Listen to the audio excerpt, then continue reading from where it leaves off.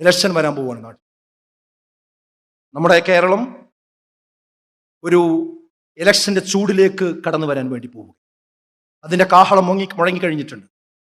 തെക്കും വടക്കും യാത്രകൾ അതിശീഘ്രം നടന്നുകൊണ്ടിരിക്കുന്നുണ്ട്. എല്ലാവരും അത് നിരീക്ഷിച്ചു കൊണ്ടിരിക്കുന്നുണ്ട്. ഈ വിഷയത്തിലും വിശ്വാസികൾക്ക് കൃത്യമായ കാഴ്ചപ്പാടുകൾ ഉണ്ടാവണം, നിലപാടുകൾ ഉണ്ടാവണം.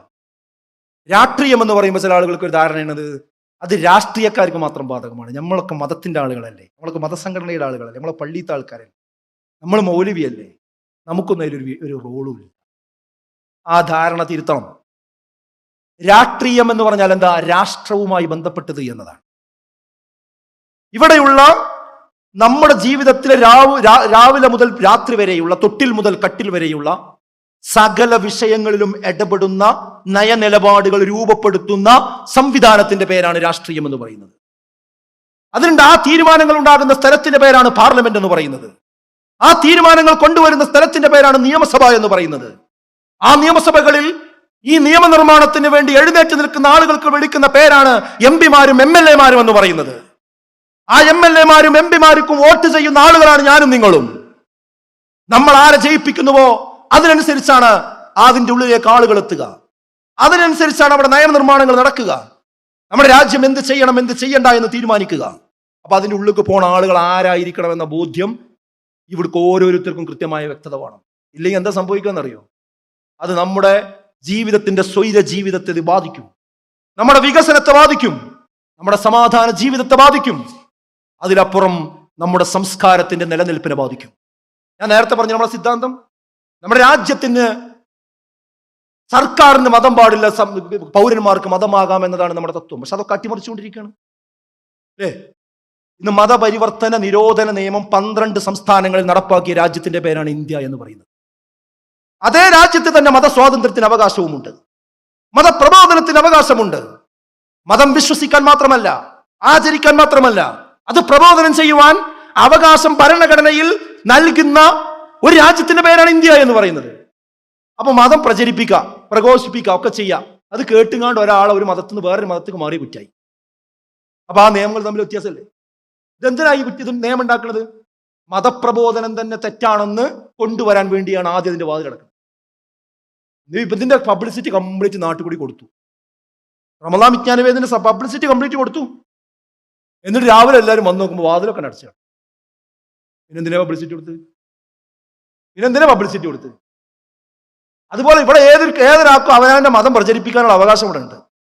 അത് കേട്ടുകൊണ്ട് ഒരാൾക്ക് മാറാൻ പാടില്ല, മാറിയ കുറ്റായി. ഈ നിയമം എവിടുന്ന് പാസ്സാക്കിയതാ? നിയമസഭകളിൽ പാസ്സായതാണ് അല്ലേ? ഈ പറഞ്ഞ MLA-മാർ ഇരിക്കുന്നിടത്ത് പാസ്സാകുന്നതാണ്. അപ്പൊ ആ MLA-മാർ ആ രീതിയിൽ ചിന്തിക്കുന്ന MLA-മാരായതുകൊണ്ടാണത്. ഏത് വിഷയം അങ്ങനെ അല്ലാത്തത്? പൗരത്വ ഭേദഗതി നിയമം, മുസ്ലിമീങ്ങൾക്ക് മാത്രം പൗരത്വം കൊടുക്കാൻ പാടില്ല. ആ നിയമം ചുട്ടെടുത്തത് എവിടെയാണ്? പാർലമെന്റിലാണ്.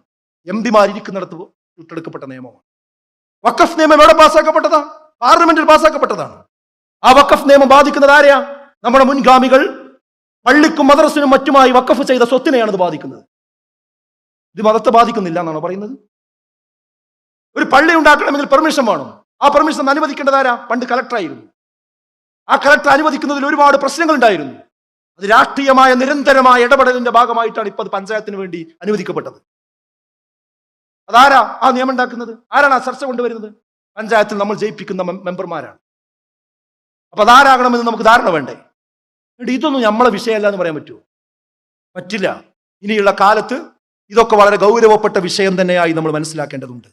അരാഷ്ട്രീയവാദത്തിനും അവിശുദ്ധ രാഷ്ട്രീയത്തിനും എതിരാണ് നമ്മൾ. നമുക്ക് അരാഷ്ട്രീയവാദമില്ല, രാഷ്ട്രീയമുണ്ട്. അതോടൊപ്പം രാഷ്ട്രീയ അഴുക്കുചാലുകളിൽ നീന്താൻ പാടില്ല.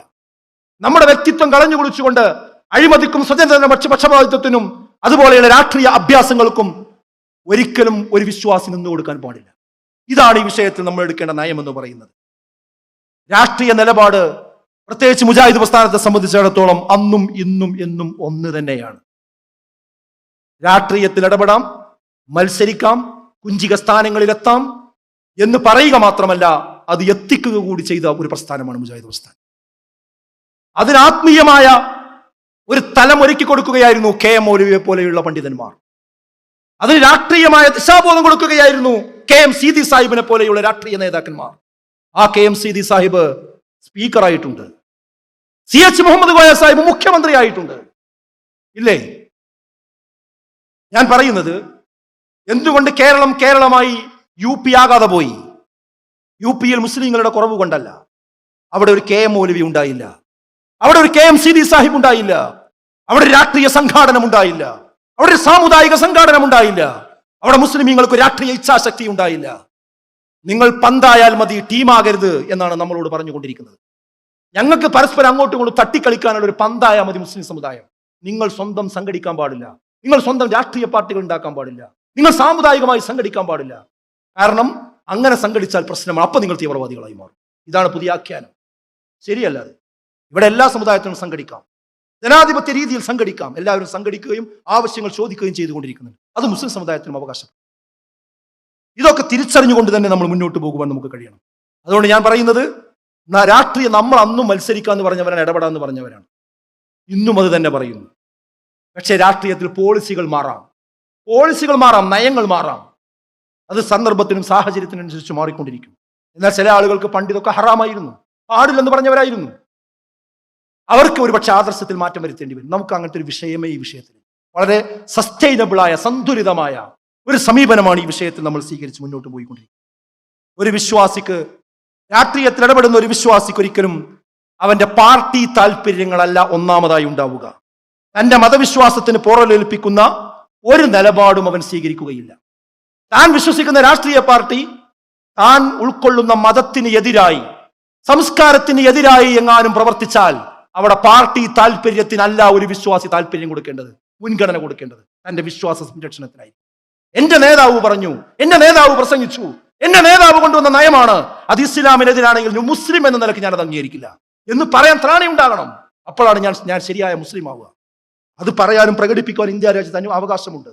അപ്പോഴേക്കും നമ്മൾ തീവ്രവാദിയാവില്ല. ആ ഒരു ബോധത്തോടു കൂടിയായിരിക്കണം നമ്മൾ മുന്നോട്ട് പോകേണ്ടവർ.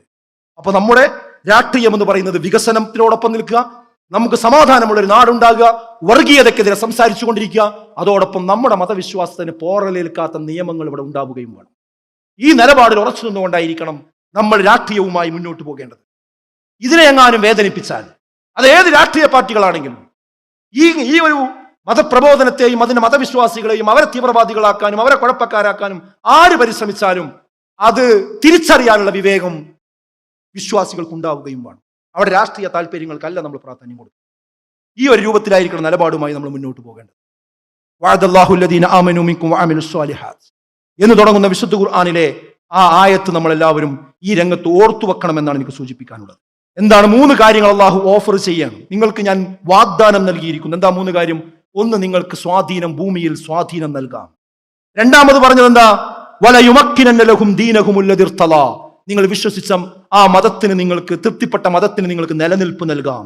മറ്റൊന്ന് പറഞ്ഞത് വലയുബദ്ദിലന്നഹും മിൻ ബഅദി ഖൗഫിഹിം അംനാ, ഇപ്പൊ നിങ്ങൾ ഒരു പ്രയാസത്തിലാണ്, ബുദ്ധിമുട്ടിലാണ്, ഭയപ്പാടിലാണ്, ആ ഭയം മാറ്റി നിങ്ങൾക്ക് നിർഭയത്വം തരാം. ഇതല്ലേ ഇപ്പൊ നമുക്ക് വേണ്ടുള്ളൂ. 3 തരാന്ന അള്ളാഹു വാഗ്ദാനം ചെയ്യും. ഒന്ന്, നമുക്ക് സ്വാധീനം നൽകാം. രണ്ടാമത്തത്, നമ്മുടെ ദീനിന് നിലനിൽപ്പ് നൽകാം. മൂന്നാമത്തത്, ഇപ്പോഴുള്ള ഭയം മാറ്റി നിങ്ങൾക്ക് സമാധാനവും തരാം. പക്ഷെ എന്ത് വേണം? നിങ്ങൾ അതിനൊരു കണ്ടീഷൻ പറഞ്ഞിട്ടുണ്ട്. ആ കണ്ടീഷൻ എന്താ? യഅ്ബുദൂനനി ലാ യുശ്രികൂന ബി ശൈആ, നിങ്ങൾ എന്നെ മാത്രം ആരാധിക്കണം, അതിൽ മറ്റൊരാളെയും നിങ്ങൾ പങ്കുചേർക്കാൻ പാടില്ല.